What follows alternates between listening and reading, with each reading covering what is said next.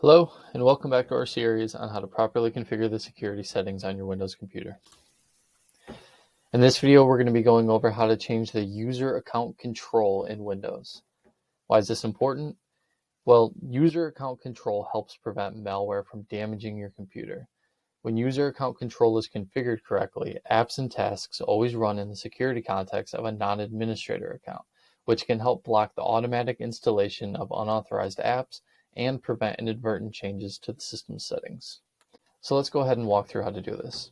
First, click the Windows logo and open up your control panel. You want to click on User Accounts and User Accounts again. Go down to where it says Change User Account Control Settings.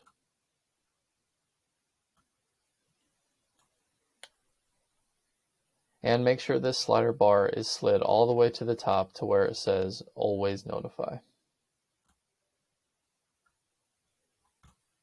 Making this easy and simple setting change actually goes a really long way in enhancing your security.